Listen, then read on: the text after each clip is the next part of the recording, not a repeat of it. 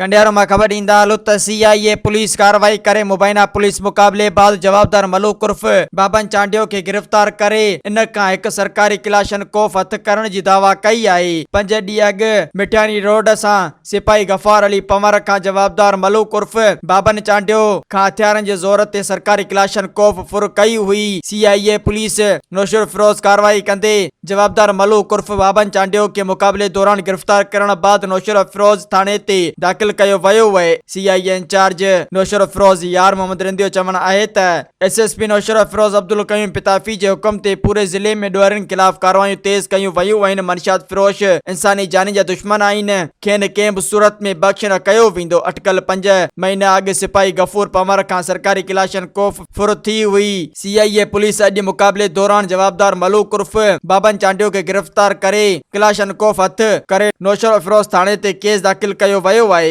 कंहिं बि ॾुआरी के बख्श न कयो वेंदो, मथन केस दाखिल कया वेंदा। Soomro 3D wallpaper and PVC panel shop दे रहा है सबसे अच्छी सर्विस, बेहतरीन क्वालिटी के आला मयार वॉलपेपर और सीलिंग खूबसूरत डिजाइन और कलर्स में दस्तयाब है। हर किस्म के PVC वॉलपेपर्स और सीलिंग लगवाने के लिए हमसे राब्ता करें।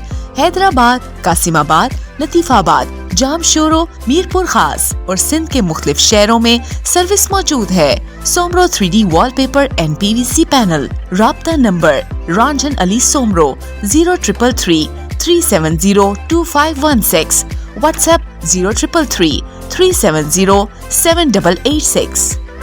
मज़ीद ख़बरन ऐं तफ़सीलात लाइ विज़िट कयो असांजी वेबसाइट www.awamiNewsHD.com ऐं ॾिसंदा रहो अवामी न्यूज़ HD।